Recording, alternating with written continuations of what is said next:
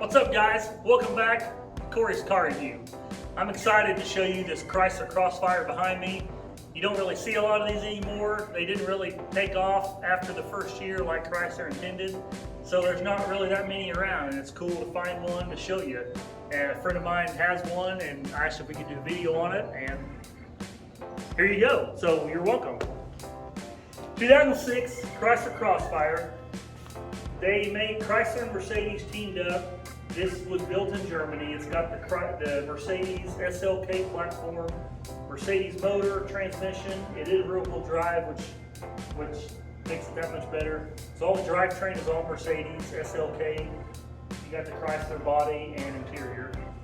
They made this. They ranged from 2004 to 2008. The first year, they did great.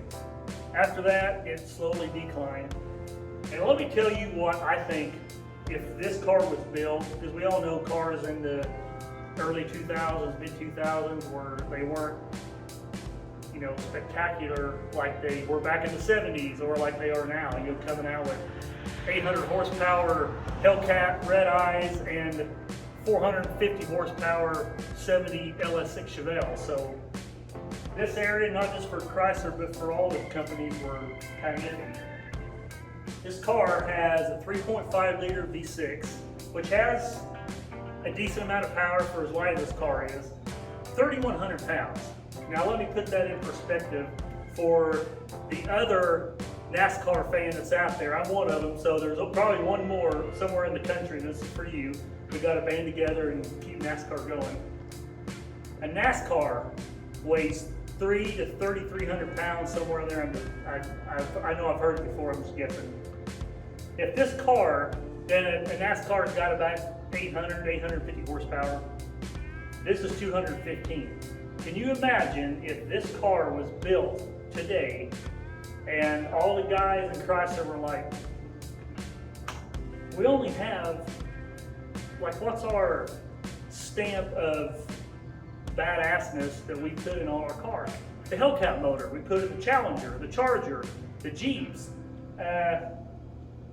Let's throw it in this. They'll all get around drinking one night and they're like, let's put 800 horsepower in this $3,100 car. Can you imagine the sales that this thing would have? I meant 3,100 pound car, not $3,100 car.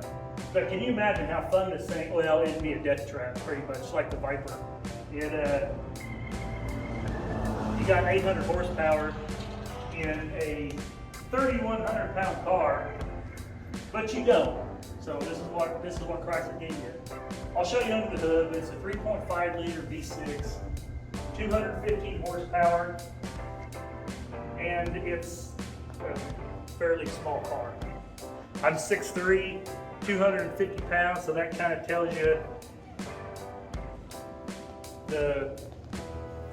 how little it is. But I think it is a cool car, and I remember in 04 when these came out, one of the distinct features that I really liked was this spoiler. At I think around 45 or 50, the spoiler automatically will come up, and there's a button I'll show you that you can actually leave it up all the time if you want. I just remember that being kind of distinctive to this car. But I think they're a cool car.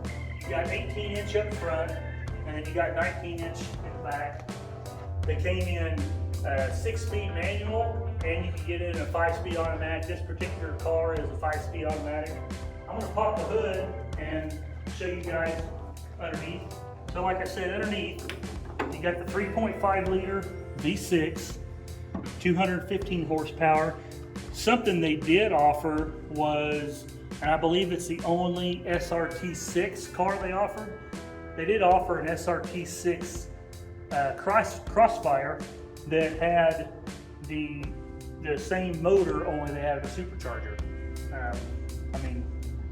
That's what guys need, is more power. I personally have never seen an SRT6 Crossfire. I didn't know they even existed until I was looking up some stuff on this to do the video for you guys. So I learned something too.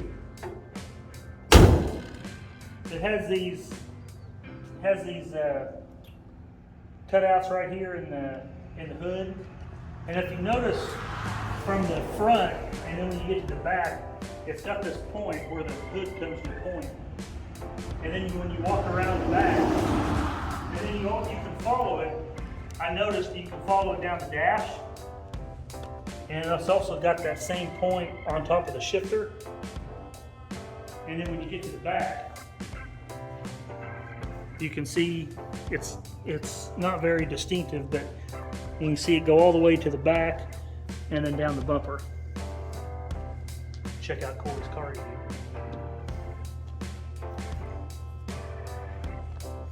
I'm going to show you the trunk.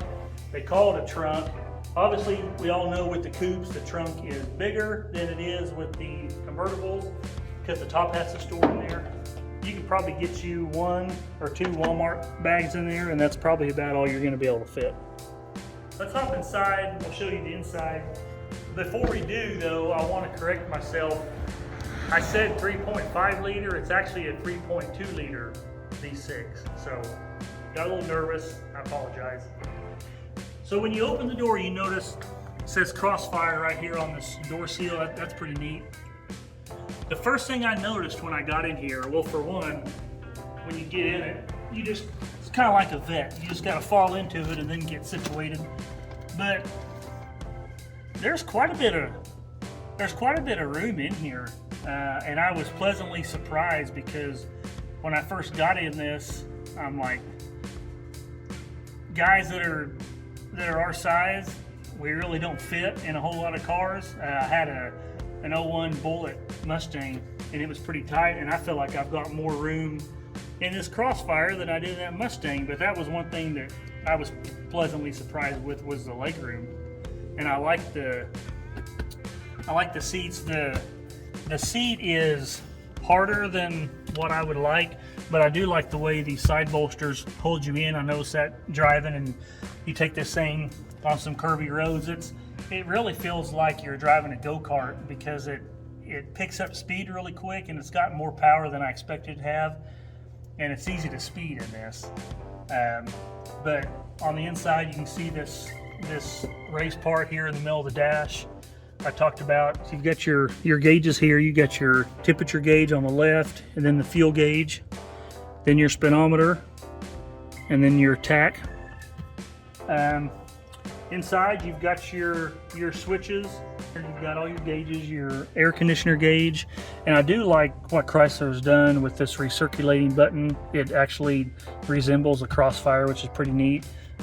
This is not the factory radio; it's an aftermarket radio. On this transmission, this WS stands for winter and summer. So the winter option allows it to start off in second gear, and the summer option it's normal. But you always want to leave it in summer because if there's snow on the ground and you're driving this, it's just that much more fun because you can slip and slide. That's what I like to do. That's what I enjoy about driving a rear-wheel drive car every day, is you look forward to snow in the winter. And as I mentioned, the whole drivetrain is Mercedes, hence the Mercedes key.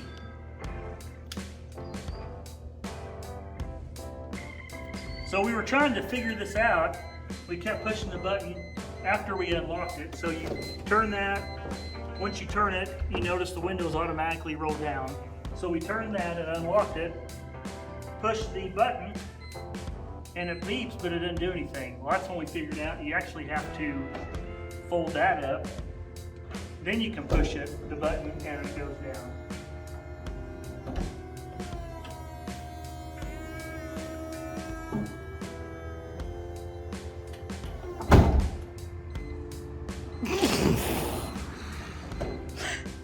Whoops. Second time. Well, let's try it again.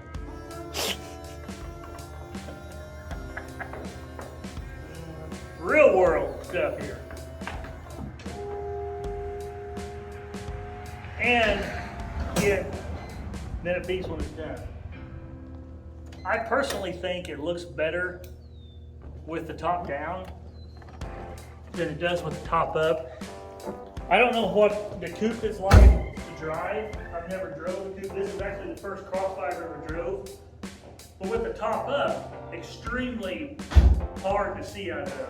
You've got just that little window, and that's the same as you've got even with the coupe.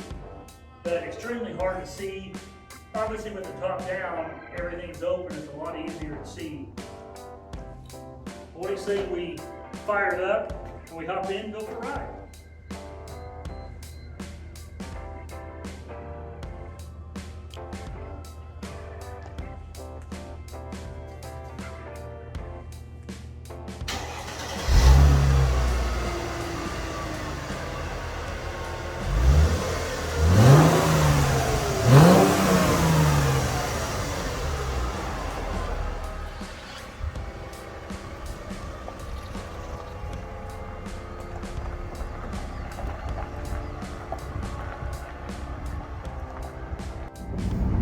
We're gonna take this thing out and see how it drives.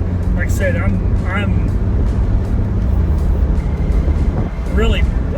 was pleasantly surprised when I got in it and have the leg room I've got in it. This would be a fun car to cruise around with in the summer. And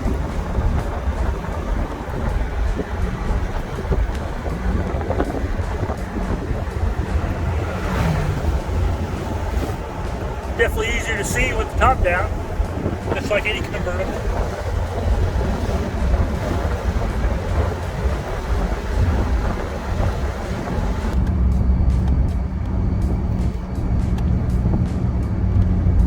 I'm going to do about a 20 mile an hour roll and then I'll get on it. So here's 20.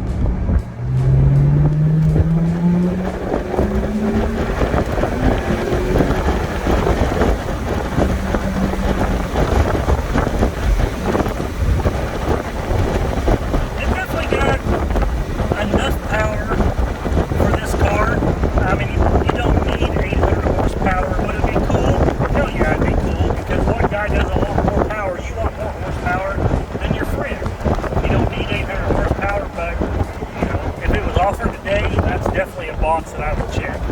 But 215 horsepower out of this 3.2 liter, it's enough. I think the SRT6 has, I want to say they rated it at like 330 maybe, and that would really be fun. One thing I noticed that was kind of weird when you're driving this is you've got your turn signal down here behind this part of the steering wheel, and this button up here is your cruise control. When you're driving it, you go to signal people, you automatically want to push there because that's the one you can see, and that's kind of weird to get used to. That you kind of got to reach down here and hit that turn signal. But other than that, I mean, it's a fun car to drive.